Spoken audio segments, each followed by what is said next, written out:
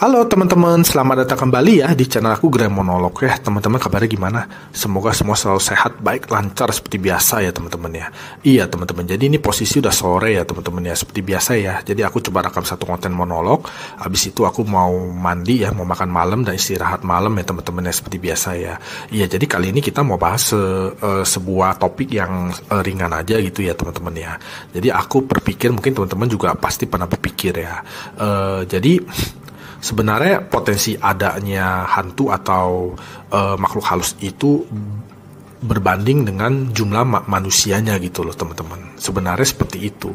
Maksudnya seperti ini. Jadi kalau misalnya ada ruangan yang sangat besar sekali, terus orangnya cuma sedikit ya, itu punya potensi ada makhluk halusnya gitu teman-teman. Atau ada mungkin bisa beberapa penampakan makhluk halusnya, tapi belum tentu juga mereka mengganggu ya teman-teman ya, atau ada terjadi gangguan atau apa gitu, tidak ya.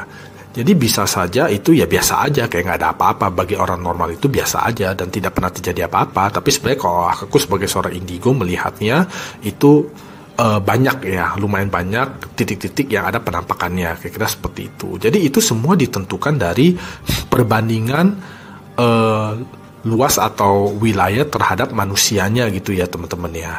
Jadi sebenarnya boleh dibilang tuh kasarnya ya, maksudnya bahasa halusnya itu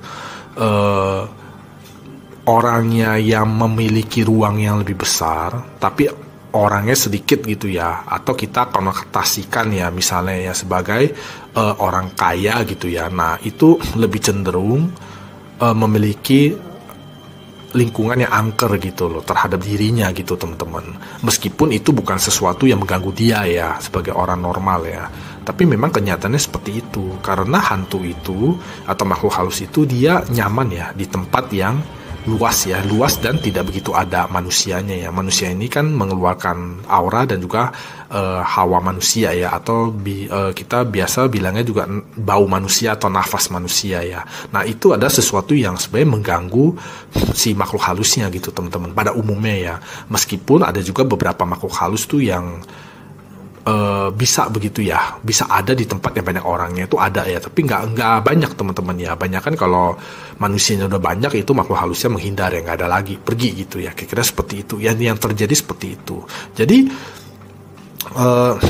tempat yang besar tapi orang yang dikit itu cenderung memiliki penampakan atau menjadi angker ya. Nah itu biasanya dimiliki oleh atau dipunyain oleh orang yang kaya begitu ya teman-teman ya. Karena kalau misalnya rumah kecil ya, misalnya rumah kecil tapi penghuninya banyak ya. Jadi misalnya ada rumah yang kecil sekali tapi penghuninya banyak, mungkin 8 atau 10. Nah biasanya mungkin konotasinya kepada orang yang menengah ke bawah atau kategori cenderung miskin ya. Itu lebih cenderung tidak ada gitu, tidak ada makhluk halusnya gitu, cenderung seperti itu. Sama seperti kalau kita di rumah sakit, kalau kita berobat atau kita rawat inap ya, kita kalau di tempat VIP ya yang ruangannya besar ya, yang banyak ruang ya, ada ruang tamunya ya, ada kamar mandi, ada ruang buat si pasiennya, itu cenderung lebih angker ya, lebih ada makhluk halusnya gitu teman-teman, daripada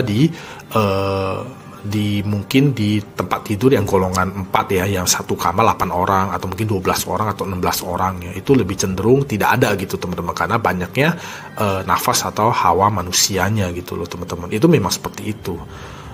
Memang seperti itu kondisi aku sebagai seorang indigo melihatnya seperti itu teman-teman. Jadi ini aku bicara semua melalui pengalaman, penglihatan dan keyakinan aku sebagai seorang indigo ya teman-teman ya. Aku sampaikan yang benar ya. Jadi potensi untuk tempat itu angker atau tidak itu bisa dibandingkan dengan jumlah manusia yang ada di sana begitu teman-teman.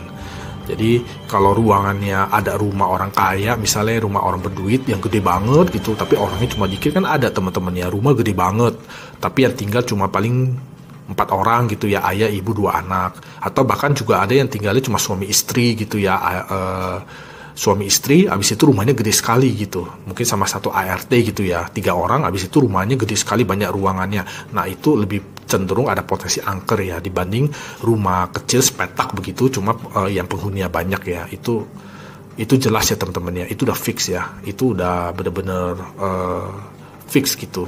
Makanya kayak di hutan begitu ya, kayak di hutan begitu kan, itu kan cenderung rumah yang ada di dekat-dekat hutan ya, itu biasanya rumah kampung-kampung begitu ya, itu penghuninya banyak teman-teman ya biasanya ya. Jadi dia dalam satu petak rumah begitu, itu dia kayak penghuninya tuh banyak teman-teman ya. Aku kan suka camping, suka hiking, jadi aku udah tahu lah ya rumah-rumah yang ada di daerah hutan-hutan seperti itu seperti apa ya. Jadi biasanya mereka rumahnya tidak begitu besar, tapi penghuninya banyak. Nah itu udah pasti aman teman-teman ya.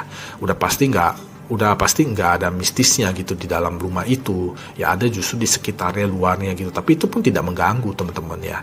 Ya aku sebagai seorang indigo melihat memang ada aja di hutan, memang ramai begitu. Memang banyak ya teman-teman ya yang namanya hutan itu ya. Ya tapi bukan berarti mengganggu atau apa, tidak ya. Cuma kalau mungkin kan teman-teman pernah berpikir begini, itu ada rumah di tengah-tengah hutan begitu, apa nggak takut tuh akan hantu? Itu jawabannya tidak ya, udah pasti tidak teman-teman ya. Karena rumah itu di dalamnya itu ada hawa manusia dan segala macam, jadi hantunya itu cuma ada di luar ya, jadi dia tidak ke dalam ya, seperti itu udah pasti ya teman-teman ya. Yang paling ditakutkan itu adalah orang jahat atau binatang buas ya. Binatang buas pun sebenarnya juga udah nggak ada sih, lebih ke orang kriminal ya, orang jahat ya, atau binatang beracun lah ya, seperti mungkin ular begitu ya, yang ditakuti di rumah di tengah hutan gitu. Cuma kalau untuk untuk kayak potensi mistis atau apa di dalam rumah, itu umumnya udah tidak terjadi lagi ya teman-teman ya. Ya memang kondisinya seperti itu ya. Jadi aku cuma mau bawa konten ringan seperti ini aja sih teman-teman. Jadi aku cuma mau jelasin